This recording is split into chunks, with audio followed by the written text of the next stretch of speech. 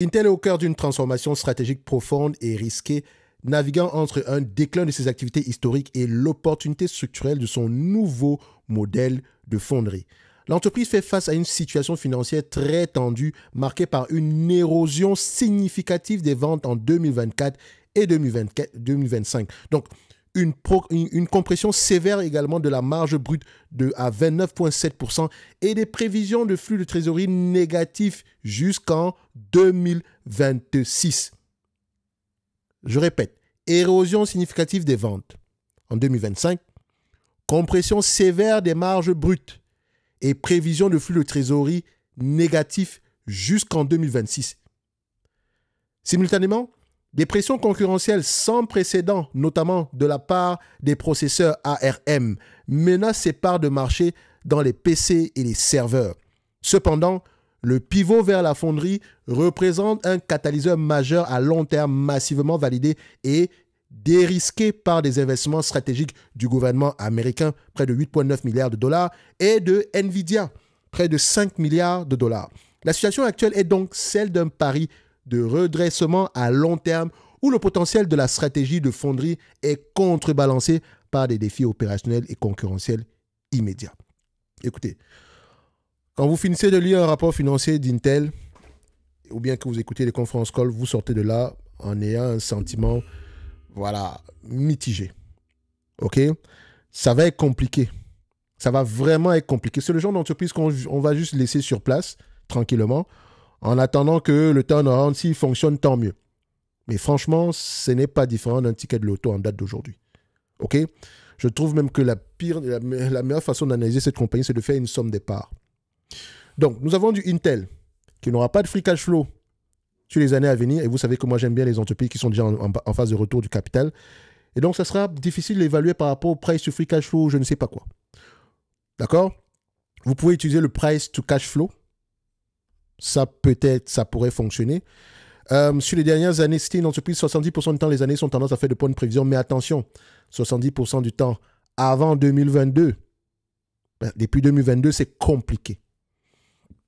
Et donc, si on se base sur les attentes de 2027, en prenant à peu près l'historique de la compagnie qui avait tendance à s'échanger aux alentours de entre 8 et 10 fois les cash flows opérationnels, donc disons 8 fois les cash flows opérationnels, et s'il vous plaît, 8 fois les cash flows opérationnels, bon, pour une entreprise pareille, c'est correct, surtout que quand on regarde bien, le marché payait combien 15 fois les bénéfices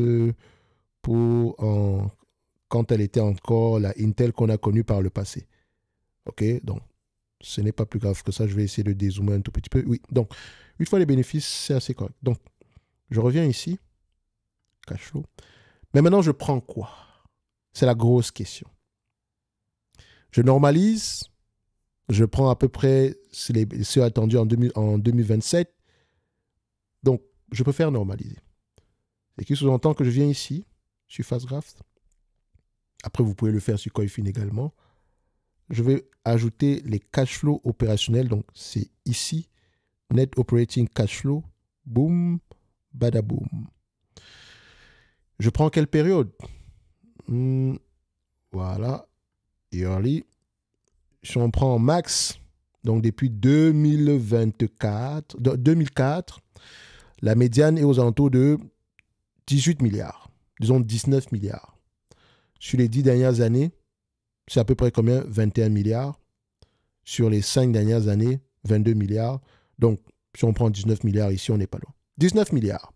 19 milliards, 8 fois les cash flows, moins la dette nette. On a une dette nette de combien en date d'aujourd'hui?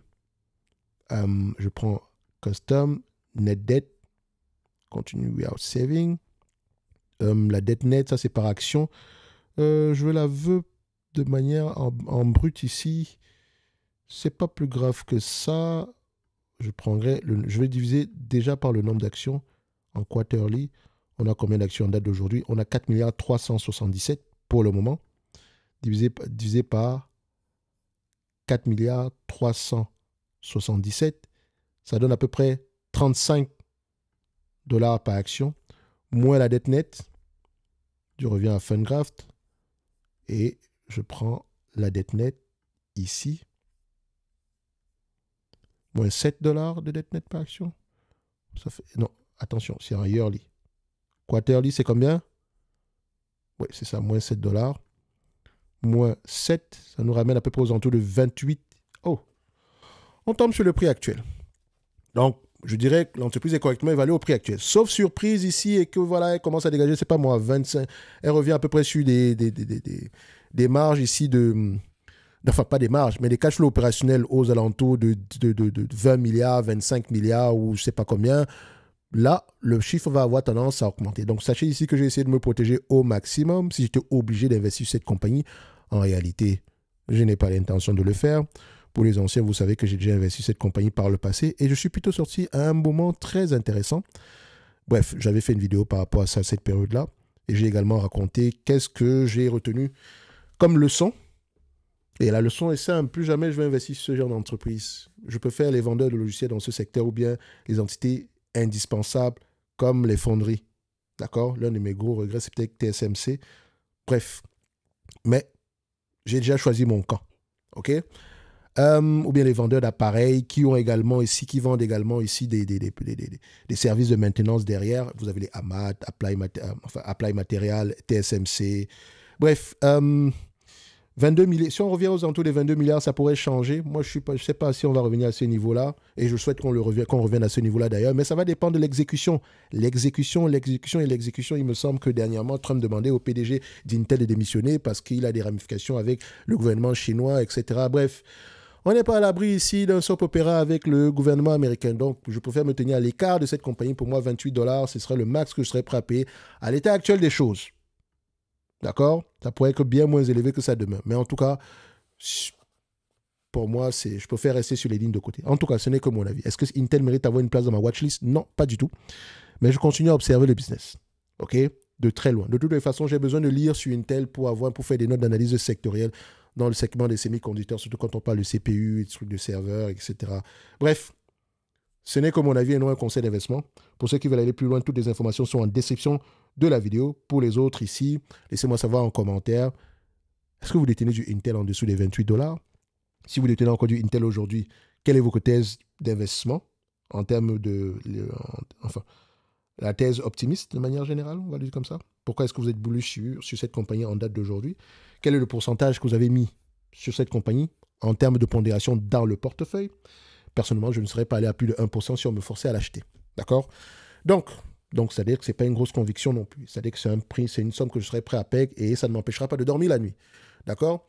En tout cas, ceci n'est que mon avis et non un conseil d'investissement. Comme d'habitude, je me réserve le droit de me tromper. Ça ne sert à rien de parler de dividendes ici. Heureusement qu'ils l'ont coupé. C'était une très, très bonne décision. Maintenant, on continue à observer et je souhaite que la restructuration fonctionne ou bien le turnaround fonctionne ici. En tout cas, on va continuer à suivre tout ça et d'ici là, portez-vous bien. Merci, au revoir.